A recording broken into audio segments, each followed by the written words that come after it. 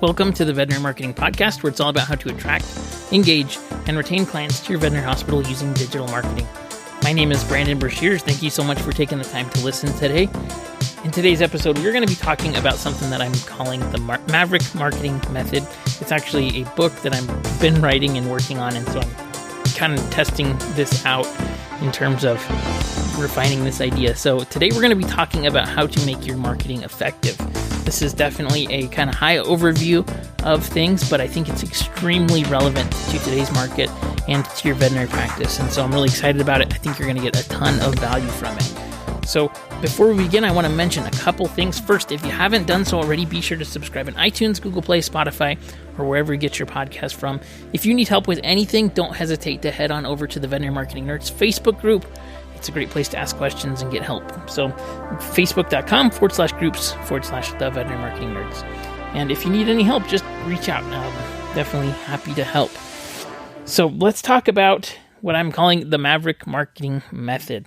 And this has been kind of the overarching method that I use with any new client that I have. Doesn't matter if you're a specialty practice or if you are a general practice. And I think it's more important than ever before. There's a few reasons for that. I think, number one, marketing is more difficult than ever, and it's only getting more and more difficult. And especially with the reduction in organic traffic from social and other places, it's just getting more and more difficult. I know everybody is really busy, and that's part of the other problem too, is everybody is so busy, it's difficult to get things done. And I totally get that. You're stretched more than ever. You're having staffing problems. You're having overwhelm of too many clients. You're not taking on new clients. At some point, that's going to change, though. And I think it's really important to recognize that there's not just a forever increase and influx of growth. The market goes in cycles, right? And it's not fun to think about, but right now, everybody's stretched and busy. There will come a time when that changes, 100%. And so really we're left with the question of what should we do about it? And when it comes to growing your business, there's really only three ways that you can do that. And the first way is by reducing costs, right? And if you reduce and cut your costs in half, you get to keep that money and your revenue increases, right? When we're talking about business growth, what I mean is making more money, more revenue. So cutting costs is one way to increase your revenue. But you can't cut certain costs. I mean, you have to have a building, you have to have staff, you should have some marketing budget. You can't save your way into prosperity is an interesting quote that I've heard. And a lot of the business people that I follow that are very successful, that I've been able to mentor with, they are more about investing to create wealth, investing to create long-term growth instead of saving to do that. You know, if you're only saving, you're then a slave to income. If you're investing, then you can use debt and other things, but that's another topic for sure. We're covering marketing today. So reducing costs definitely is important, but it's very difficult to save your way into prosperity. The other thing that you can do is increase your prices. Increasing prices or targeting services that are higher end prices with better margin. That is definitely a way to create growth in your business. And then the last way is to increase frequency. So the number of times people come in. That might not be viable right now because you may be booked out completely, that you're stretched too thin already as it is. So that's not even an option. Let's not even talk about it. So when we're talking about reducing costs, increasing prices, or targeting services that have higher price tickets to it, or increasing frequency, I think that it's pretty clear in today's market and also in other markets where maybe you have a down market where there's not as many clients, or there's, thinking about the 2008 market, for example, I think it's really important that you have this kind of ironed out and figured out because, number one, it'll help you right now, and then it'll help you in the future if the market ever changes, which it absolutely will. So that's really not taking into account that there's really only a few reasons why people get into business in the first place, right? Number one is they want to make a difference. They love and they're passionate about this business, and they really want to make a difference. The second thing is for fun. People think it's fun to do, their desired profession, whether it's being a veterinarian, being a graphic designer, generally speaking, when you start out, it's really fun. And, that's really interesting. I had a friend who became a nurse, and she was so excited to start being a nurse in a practice, not in practice, but in a hospital. And she was doing overnight stuff, and it would just look like so much work. She was so excited about it. And I'm sure that as time goes on, you're going to get burned out, and that newness is going to wear off. That fun is going to wear off. And so the third reason why people get started in business is for the money. And I don't think that that's a bad thing. We need to make money. If you want to make a difference for your practice, you need to be profitable. If you want to be able to pay your staff what they deserve, if you want to be able to attract staff by offering, a good salary and benefits, you need to be able to pay them what they deserve. And so in order to do that, we have to make money. So I think that's really, really important. We need to talk about this. Making money is a good thing. It lets you pay your staff. It lets you be successful. It lets you make a difference. And so making money needs to be the primary objective, in my opinion, of digital marketing. This is something that you're going to be working on. And when I say digital marketing too, I'm talking a lot about advertising. I'm talking about creating social posts with calls to action, email marketing, things that are a lot more direct response. I think your content and things is going to have to be more awareness, but for the most part, when we're talking about marketing, especially if you're really busy, marketing needs to be things that are going to drive clients in the door and that are going to help to increase your revenue, to give you a direct return on investment. So marketing really needs to be aimed at a single thing, which is driving in the highest possible value clients. You could absolutely create posts and you could do events where you're offering free services, but that is not going to keep you in business. It's not going to keep your doors open. And I don't think I need to sell you on.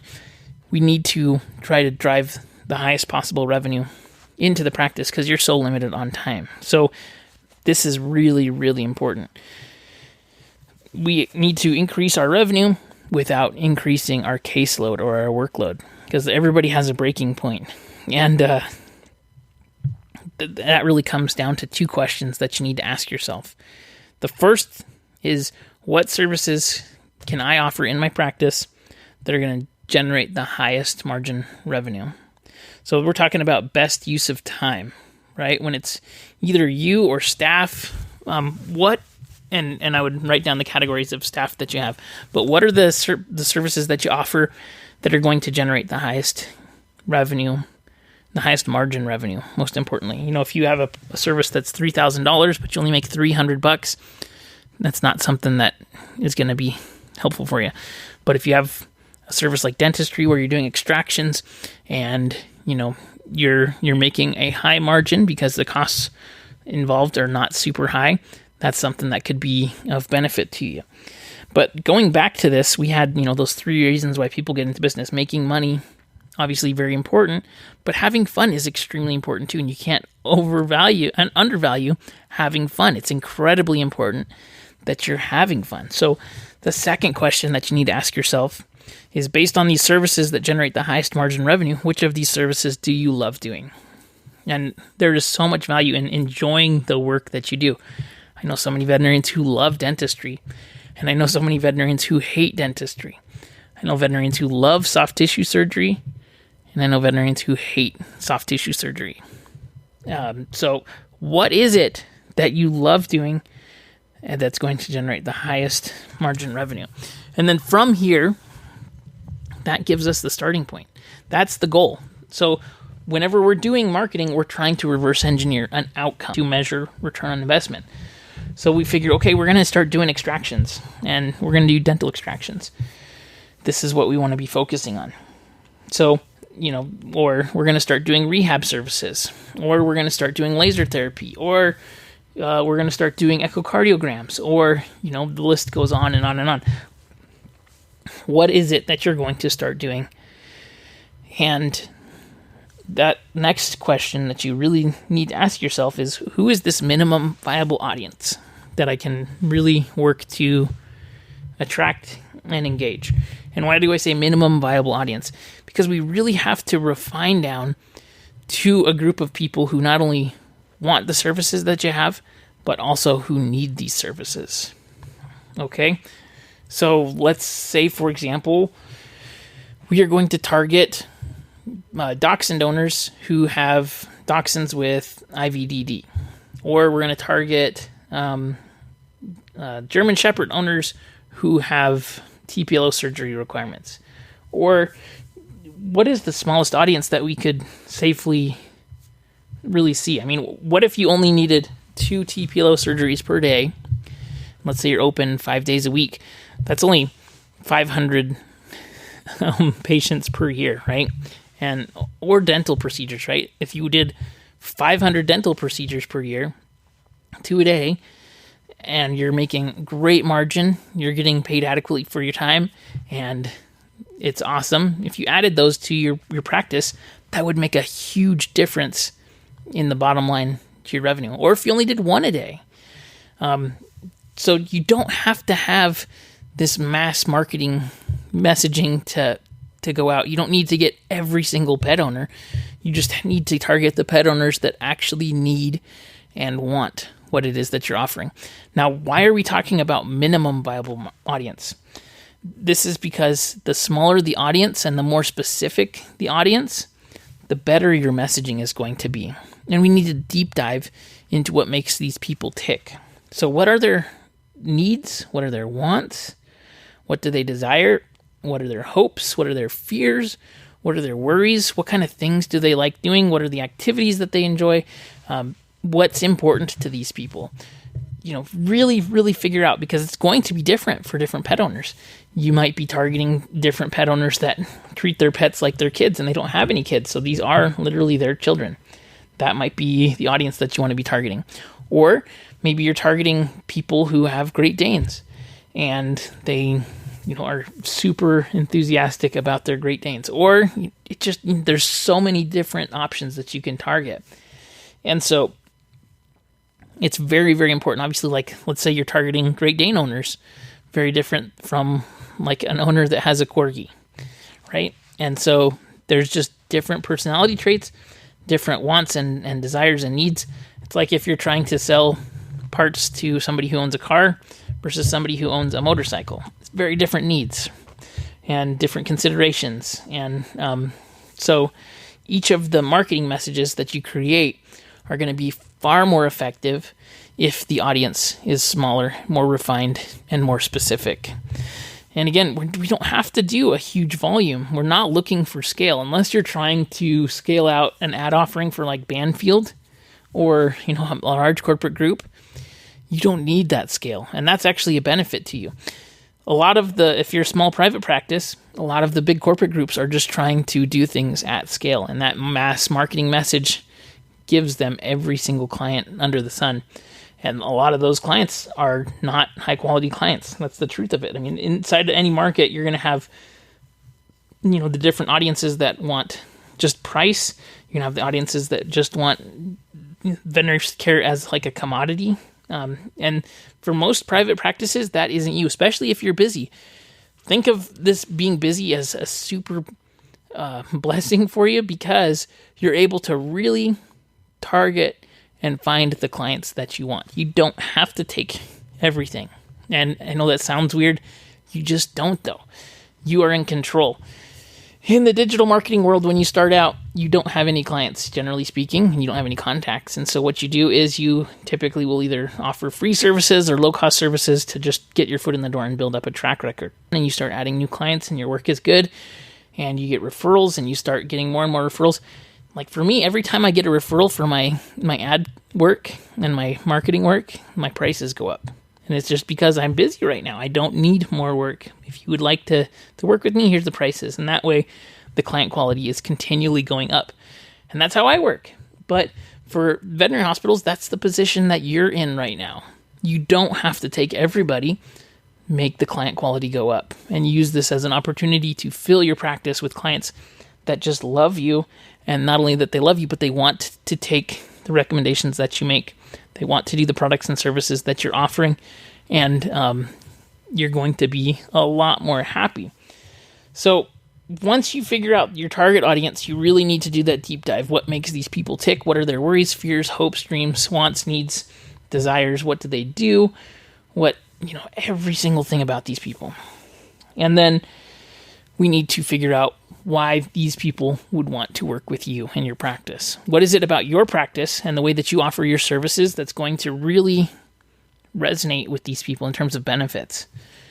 And so, whenever we're talking about benefits and features, a benefit is, for example, if you're doing T-pillow surgeries, benefit is that their dog is going to have function of their legs, and they're going to have quality of life, and it's going to be great for them because they're going to get really high quality surgery. They're going to heal well, and they're going to have their dog back.